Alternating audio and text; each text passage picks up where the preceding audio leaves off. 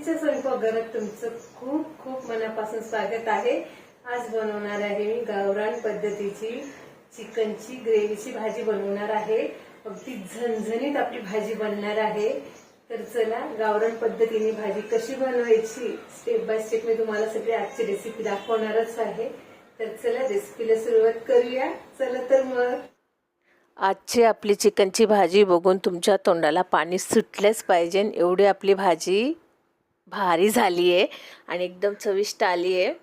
आणि ग्रेव्ही बघा किती थिक आली आहे आणि कलर भाजीला किती सुंदर आला आहे। अगदी परफेक्ट भाजी आपली शिजलेली आहे। सुरुवात करूया। यासाठी मी 1 किलो गावरानी चिकन घेतलेलं आहे। कढई गरम करायला ठेवली होती मी।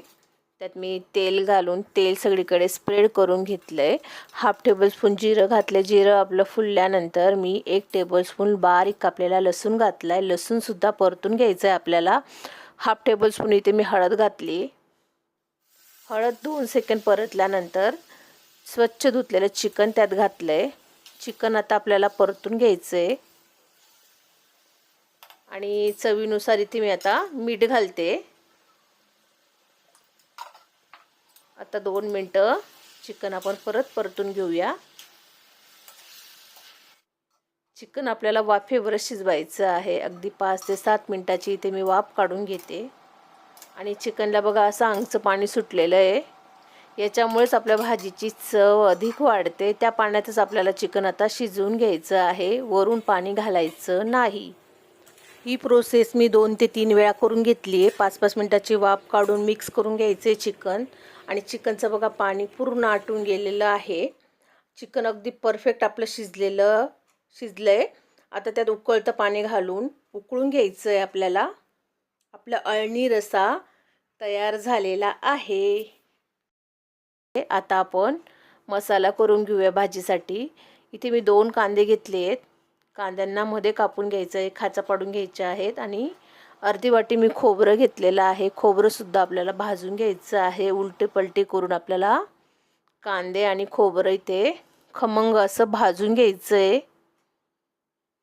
खोबरं माझं भाजून झालंय, कांदे सुद्धा भाजून झालेत। आता वाटण करून घेऊया। मिक्सरमध्ये लसूण, आलं, हिरवी मिरची, बारीक कापलेलं खोबरं घेतले मी आणि भाजलेले कांदे 2, हाफ टेबलस्पून धने आणि कोथिंबीर पाणी घालून आपल्याला वाटण करून घ्यायचे बारीक।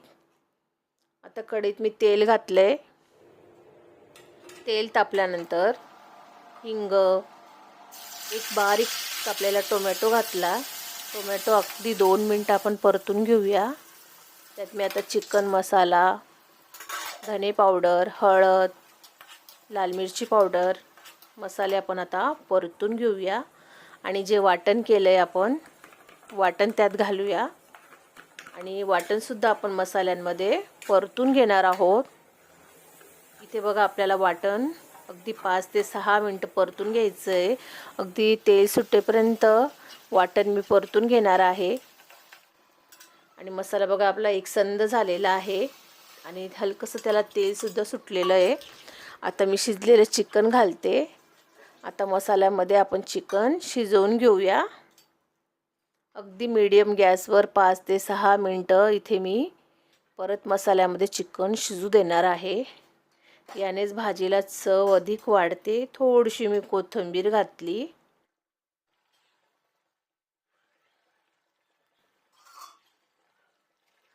चवीनुसार मीठ सुद्धा मी घातलेलं आहे। आता 5 मिनिटं झालेले आहेत। आता कमी गॅस करून परत आपण 5 मिनिटं भाजी होऊ देणार आहोत। त्यानेच आपल्या भाजीला ग्रेव्ही अगदी थिक होईल आणि भाजीचा कलर आणि तरीसुद्धा छान येईल आपल्या भाजीला।